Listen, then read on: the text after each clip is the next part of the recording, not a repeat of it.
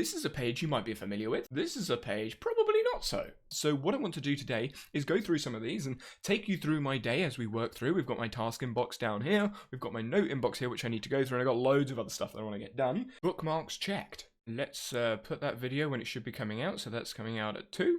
Chess puzzle done. Email sorted. Now, I use Spotify for my podcast, so there you go. Lex Friedman has released one talking to Magnus, so I'll have a listen to that at some point when I get some time. Podcast done. And I've already done my personal journal for today, which is in Patreon, because that's what I do every morning. So I can tick that off as well. Glass of water. Check. Now let's explain to everyone what's going on. So this is my daily log. This is my main daily page. It's just a normal daily page inside of Obsidian. For those unfamiliar with Obsidian, I've done a beginner's video which I'll tag above my face. But this is my daily log. This is where I put all of the notes, all of the things that I have that I want to be moved everywhere else. That's a really bad explanation, but basically if I have an idea, it goes into the daily log. The task inbox is a data view search, and what this is looking for is all of the completed tasks and uncompleted tasks. So these are all the completed ones, and these are the completed ones of the last 2 days. I've chosen to be 2 days. It can be more, it can be less. This is my choice. It is sorted priority to at the top, so you can see there's medium, and low, and then we go down, and these are the tasks from yesterday. Then down in my note inbox we have 75 notes. Now what these are notes that aren't linked to other notes. Sort of. Let me explain. First I need to clean up my folders. This page is what I would class as a source note. It is a note source. Those tags will change in the future, but we'll leave for a future episode for that because that's a lot of work. But this is a source note. It is in my source folders. And this note is a video you can see from this person. This is a page that was generated from Zotero, which I'm sure I'll show you later on in the video because I will be looking at stuff later on. But this page has been created. I have this idea, this thing that I took from the video, but it has a link to the day that I consumed it, which was yesterday? Yes, yesterday. So why is it showing in my unlinked sources? Well, it's not linked to anything else. So it doesn't have what I would class as a good link. It's not linked to another note. Apps and gear. Videos, Obsidian. You can see all the videos that are related to Obsidian. We can come into here, enter, and then add that. This is one of the most recent notes, so it comes up in the search straight away. So enter. Do you see the magic? Did you see it? Okay, so what happened is this note, if I go to the backlinks, is now linked to apps and gear. Now, apps and gear is a working note. It is in my working folder here. And what this has done is gone, oh, there is a link now that's in the working notes folder, so it's now disappeared from the list. And the next one is this one, and then I would go down those notes. But I don't want to be doing that today because I've got other stuff I need to get done. So at this point in time, all of the projects are related to dashboard. So this is my contents dashboard, and this is very similar. It's another task list of all the stuff related to content, which again, I need to sort through. But these are the projects that I'm working on. So this is a video that's going live in 1 day, so that's tomorrow. Then this one's in 4 days, this one is in 1 week, and I believe one of these is the one I'm actually recording right now. I need to work that out.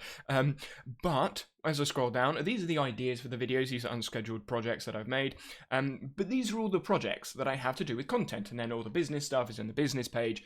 All makes logical sense to me. But at the moment, I'm working on more than just videos. Previously, it was just go to content page and then there's all the projects. Now I'm like, oh, I have this business thing to do and that business thing to do and that research thing to do and that content thing to do. So I'm all over the place. And after a bit of fiddling, I've now got the project inbox in place. So what this is now showing me is all of the active projects that I need to have a look at in the next week. So these are due in the next week, not anything that's due in the future because I don't need projects that are due next year. And then I have a list of all the passive projects as well because I need to work out if these need a deadline or not. So create a blog. I've actually done that one, so I can take that one out. That's something I can add to the data view. And then we've got some other projects going on down here, and then we've got loads of projects I need to sort through. But again, that's another project for another day. How did I get those results? That's data view. It's a community plugin. This one right here. And the way this query works is I'm asking for a table result. I don't want it to have its normal ID. I want to have my own ID, and the ID is going to be the link. So that's the link here. Then I want to name it active projects because I don't want it to be called file link. I want it to be called active projects. This is the passive projects. And then that's one column. The second column, I want it to be progress, which is something I have put into the pages. I'm looking for projects, like all the projects, so every project I have in my space is from hashtag project, and then it needs to be the deadline, so the deadline of the project needs to be bigger than today, so the deadline after today, because I don't want all the deadlines before that are overdue. We don't talk about those. And then the deadlines that are within the next 7 days, so date today, and then plus duration 7 days. So that's today, after today, but before 7 days. So it gives me a 7-day window. And this will then show the active projects, the progress, and this one, which is due in 4 days, and this one, which is due in 1 day. Done it. Oh, yes, that's the one I've done. And you can see there's the actions. I just need to publish it. So, yeah, good. Add project area to daily log. Actually, before I tick this off, let's put that in the daily template so it appears tomorrow and I don't have to do it again. Now, because I'm using dynamic dates in here, i.e. date today, that's a dynamic date. It's going to change because tomorrow it will be today, but tomorrow's today, you know what I mean? Because I'm doing that, this will always work, but it does mean that every single day won't have the exact same projects inbox. And that's not something I necessarily want. I want all of the projects inboxes to be specific to that day. Same with my task inbox. My notes inbox obviously has to be dynamic so I know what's going on. But yes, so here, I think I want to add something in. So this is now doing the exact same thing. This is still today, and this is still in 7 days, but now these are cemented dates. This is going to be specific. But what I need this to do is to generate these days, so this needs to be today every single time the daily template works, and this needs to be in 7 days every time the template works. Incoming templater. Now, template is automatically going to do those calculations for me, and what this is doing right here, this is saying, okay, input. TP means input, which is what these funny symbols are, the greater than and the percentage is basically saying use templater. TP means do something. Do the date. So find a date that is now formatted year, month, day, which is what I want. So it's looking for now, i.e. today's date, which is what we want. This one is exactly the same, except it's got a 7 on the end. And the 7 adds 7 days. But of course, I'm not just going to leave that there for tomorrow and fingers crossed it works. What I've done is I've copied and pasted it into my daily note. And now what I'm going to do is go to the command palette, Control P, and now use templater, replace templates in active file. I do have a hotkey for it, but this is how you'd find it. And you love it when there's an error somewhere. Couldn't have scripted that better if I tried. You know when you explain something and you think you know exactly what you're doing and then you realise, oh wait, you didn't do the really obvious bit, like put the end on. Yeah, that's what happened. So you can see down here, you've got the question marks. That's not a question mark. There's a percentage sign and a greater than.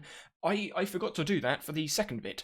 So what I was basically saying is, okay, start, command, find the date of now, put it in this format, go back 7 days, but don't stop.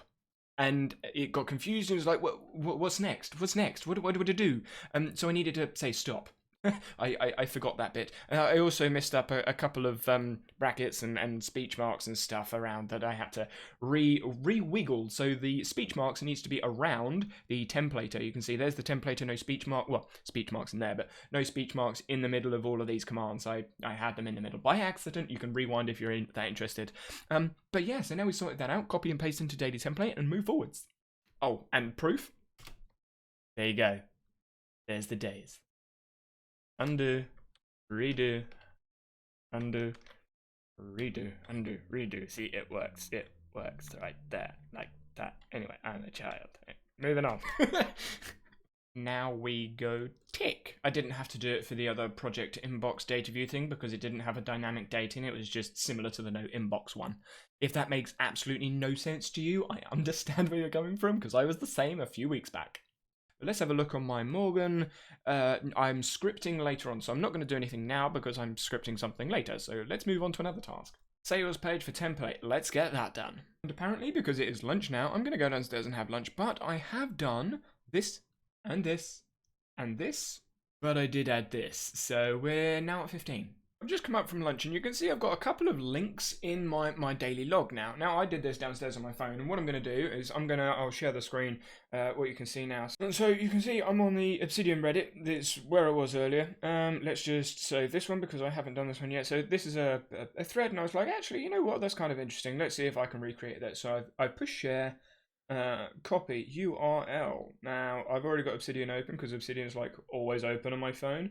And you can see there, it's the link. And then I just paste the link and now it's already appeared on my PC. So depending on where I put the screen recording, you'll see, boop, there it is. I use Obsidian Sync because, as you can see, it's easy, it's quick, it's literally instantaneous. I haven't cut, stopped, recorded or anything, it's just there. And now what I'm going to do is turn those into tasks.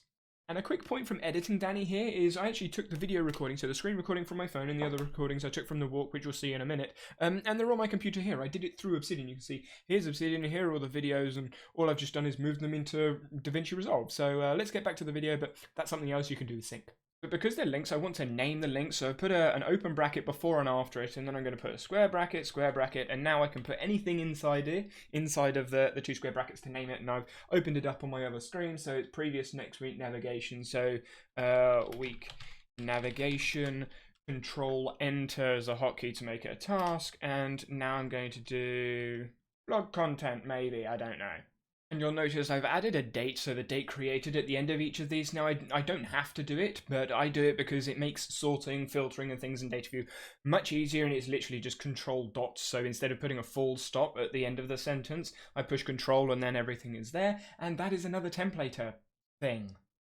This is the template that's in my template folder, and because it's templater, I've added a hotkey to it. So you can see I've got today's template is control dot, and then the due is control dash, and then you've got low, medium, high priority, yeah, other stuff in there. I saw reading was what I'm going to be doing in a minute, so none of the tasks in Obsidian, but I'm going to be reading something in here, and as you can see, this is an absolute mess. So what I do is I have advanced searches. Each of these emojis is a tag, and I search for them like this rather than actually like going through them. And what this is an advanced search inside of Zotero, which you can set up and change and alter. I have them like named the tags that they are. So this, for example, is something that I need to read that is priority 1, so first level, not second level. And the note means it's linked into my Obsidian. So there is a reciprocal note in my Obsidian that I can jump to straight away. So for example, if I right click and go open markdown note, there's the note. But I can see I have some things in my RSS feeds from different papers, so I'm going to go through those. Not interesting. Interesting. Not interesting. Interesting. Not interesting. Thiago Forte's blog. Not interesting. Not interesting. Already seen it from YouTube. Not interesting. Right, so now at the top of my library, you can see I've got these 3 things that I found interesting. Now I'm going to tag them with a 3, because that is the hotkey that I have on my keyboard for I want to read. There's nothing there at the moment that's going, yes, I really want to read that, so I'm not going to tag it with anything, but if it was, I would then tag it with whatever tag I need to, or what I could do is I could drag it over and drop it down, but I'm not going to do either of those. What I do want to do while I'm here, though, is check. Yeah, so there isn't, what this is doing, if I go in and have a look, and what this is looking for is any item, not just paper, because I've got videos and podcasts and blog articles in here as well, but any item that doesn't have a tag for waiting to read, read, partially read, or I don't have access to, but be it a paper that I can't get access to so I can't read it, or whatever other reason. So if it doesn't have any of these sort of status tags, then it's going to appear in this list. If we imagine for a second that I hadn't already tagged that, and then I go there, you can see, oh look, I need to tag that, so I push 3, and now it's disappeared because it's now tagged. Now, having had a look through my Zotero, you can see I've got nothing that I need to record, I've got something that I need to script, and I've got some other papers that I could be reading, but I have no interest in doing this at the moment, so what I'm going to do instead is watch this guy. Earlier you may have remembered that I clipped a podcast, and it's in my mind, you're like, you know what, I want to listen to that. This is 2.5 hours, I will listen at times 2 speed, so it'll probably take me an hour to get through, which if I have a look at my Morgan, fills up my reading time. Now, what I'm going to do is I'm going to clip this to Zotero. Getting rid of my lovely face for a second, you can see up here, this is the Zotero clipper. It's a clipper that's automatically in my browser. I'm using Microsoft Edge for those of you curious. I can click on that, and now what it's done is it's clipped it to Zotero, which is open in the background. So you can see it's now been clipped into Zotero. This is sort of just proof that it worked. Now in my Obsidian, I'm going to push a hotkey, Control-Shift-L, and that has activated my Zotero integration plugin. This appeared on my other screen, so I've just dragged it over, and now I'm going to type in Magnus and Magnus Carlsen. There it is. Lex Friedman podcast. Enter, enter, Now I have that note stored in my Obsidian. I can go bracket, and it's right there. And the reason it's there is because when you bracket and you search for something, it looks for the most recently active page. Now, this page has just been created in my Obsidian. I push enter, and now I have linked it in my daily note. Middle clicking on my mouse brings it up, and you can see it's brought in my URL. It's brought in the author, which is Lex Friedman. I'm going to turn that into a link. It's got the title, it's been tagged, it's got the year, and now I have space to write all my notes in while I watch the podcast. So I've started taking notes on this podcast while I was watching it on YouTube, but unfortunately, like Lex said at the beginning of the podcast, the video aspect went, and I prefer watching things, like actually seeing people talk or listening through things, and because I can't do that, I'm going to go for a walk. So there's still moving stuff going on, but I'm going to go and listen to the podcast through my headphones. So I'm now going to take this onto my phone, and then I'll be back when I'm back. Well, that's pretty good timing. I came back 5 minutes ago, had some water, just come upstairs, and there we go. So I can tick that one off, and you can see it's actually already synced. So this is the information.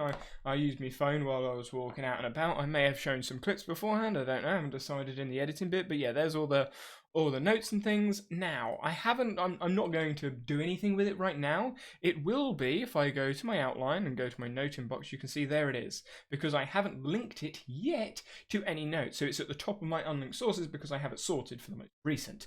Now, I will go through that later, and I'll probably show it on video as well, how I go through and sort all of that. On second thought, because I'm not entirely sure what I'm going to be scripting, because I've got loads and loads of projects that I could be going with, I'm going to organise these projects and then get back to you once I've done that. So what did I do, and why did I decide to do it? What I've done is I've organised my projects. My projects being any video, any business related projects, or any blog, or anything that requires more than one action is to me a project, and I have that tagged with hashtag project. Now previously, when I had a project, it would appear in here, but as I'm doing more and more projects, there are different types of projects, and because I'm doing some more stuff on the website now with the blog, it became a little bit of a hassle. So if I go into my projects page, it was the YouTube video page, you can see these are videos, and then each heading down here, yeah, you can see, were playlists on the channel. And when I went down to the to-do section, this was an absolute mess. There were ideas, there were scheduled, there were unscheduled, and it was okay to start with, but it became an absolute mess. Where in my daily note now, I have that big old list. So what was here is now here, but they, instead of it being a random blank page, they are the source note. So this is the source note. This is the paper that I want to potentially do a video on. I don't know, and explore the memories of chess and all the other different things, extended mind and blah, blah, blah. Hashtag content. Now, what this means is they are located in this page, in the daily note page, but they surface in my content creator page, and if I go down to YouTube, they are now down here. Now these are all different ideas. If I decide to make it a video, I can create that video. So I made a project here.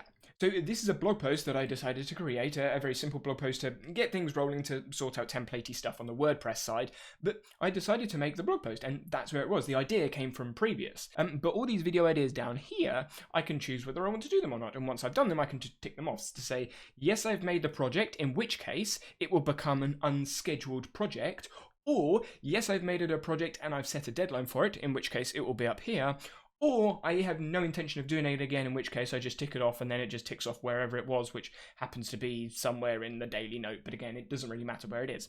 So that's that. How does that make the scripting section easy? Well, previously, when I decided to script something out or write something of research, well, I would look in that page, that long list of page, and try and figure out what's going on, but I didn't really know what was high in process, what's high status, or anything. I was going in and out and trying to figure out or remember what was going on, or I'd have to write a note to myself. Now I have the progress of each of them right here. And having done that, you can actually see that my priority isn't scripting. My priority is actually finishing off some of the stuff for the course, some of the stuff for the website, and then a template here. This template is a different template for the future. Just for a little bit of clarity, because I didn't mention in the last clip, but inside of my task inbox, I actually get rid of, so where does not contain tags content, so anything that's content blog or content video doesn't show in my task inbox. It still shows up here, but doesn't show my task inbox down here, which means that any idea for content doesn't show in things I need to do. It just shows in the dashboards where I need them to. But if I want to show them, I can show them the next day. Firstly, I got email confirmation and all that sort of fun stuff about this. This is an online conference where I'm speaking. You can see all the different people there. It's very exciting. I went to the last one as a guest, taking loads and loads of notes, and I will be taking loads and loads of notes again. But yeah, this time I'm speaking. I'm speaking about extended cognition and some of my research, which is exciting. But yeah, so if you're watching this conference will probably be the week after I post this. So yeah, here are all the talks. You can sign up. I've signed up to all of them, of course. And there's me right at the end. But yeah, so this was confirmed, and I was going backwards and forwards, like with Nick, with Nick's team to figure out stuff. But more importantly, Obsidian had an update, and you can see it looks very different, and this is the default theme. I haven't changed my theme, this is the default theme. Let's run through some of the changes. You can show or hide the title inline the page. So at the moment it's not showing, now it's showing, so there is the title inline the page. It's also at the top of the tab as a heading, and at the top of the tab. I'm going to turn that off. They changed the wording of this to tabs because they're now tabs, not panes or pages. So the setting is the same as it was before, but because we now have tabs, it's changed to tabs. What are tabs? Well, now if I go backwards in time, so I middle click on my mouse, it's opened up a tab. So I have today and yesterday is 2 different days, and I can click, drag, and open them as a page if I want, and you can have tabs in panes, panes in panes, and then you can have pop-out windows as well as panes, and tabs in the pop-out windows and pane. There's just so many things going on. Now, when we go into the appearance tab, you can see we have an accent color. I'm currently using my snippet, so if I disable my snippet, I turn that off, and then I change this color to a really yucky brown, you see it's changed? All of this, all of the accent colors is in the settings now. You don't have to have a snippet. Let's change it to blue, and there you go. And you can do that without any code, without any CSS. It's very nice, but I'm going to stick with my snippet because there are a couple of things in there that I still want. But yeah, so that accent color has been added. The show view header option, I want to keep it on, so if I turn it off, you can see up here without me moving, the heading has gone from the page. If I turn it on, it's now been added. If I turn this off and don't have the inline header in the page, as I mentioned earlier, then there's no way to edit the title in the page. You'd have to right click on the tab and then rename the tab. You wouldn't be able to just click into the title anywhere. And the title bar has also been added. So we've got native, custom, and hidden. And what the title bar is the bar at the top. You can see it's orange at the top. What I will do is if I go to hidden, it's going to ask me to relaunch it because you need to restart the app. Now, I personally am going to keep it like this because I don't want to see the stuff at the top. Let's be smart and make a big camera. I'm using this. This is a Charachorder. I've been using it for about 4 days, and this is my entire keyboard. I'm learning how to use it, but I need to document some stuff because this is my help card at the moment because you can't see the keys and stuff on the keyboard. And long story short, I'm going to do a whole video on this once I've figured out how to use it. I'm around 15 words a minute, which is like 85 words a minute slower than my normal typing speed. But I need to do some stuff on that, so I'm going to work on that now. Just a really small thing while I'm working. Look at the color grading of this. Look, there's light, and then there's darker, and then there's darker, and then there's darker. It's just a really small thing, but those small, nice things. Yeah, it's just pleasant. Something I want to mention, because I haven't mentioned it yet, is in the task inbox. It has, so for those of you that were vigilant earlier, you will have seen, where is it? Here. So sort by created, and then sort by choice, and then you've got sort by due. And the sort by due, obviously, is the due date of the task. Now, most of my tasks don't have due dates on because I don't need them. However, there are some that I do, and these are some that have popped up. Now, this one is for tomorrow, and I have it showing both the future tasks as well, so that I have the sort of like a buffer time so I can get things done. But I've opened it up in this page so you can see what's going on, and what I've done is I've added in a due date, which this automatically works. Again, I have a templater for that, and this means it shows up here. Now, I'm absolutely loving these tabs. I'm using loads of them already, as you can see, but this is my task dashboard. I have no cold tasks at the moment, but I do have lots of quiet tasks that I need to manage and sort out. So I'm going to manage and sort out some quiet tasks, and then I'll get back to you.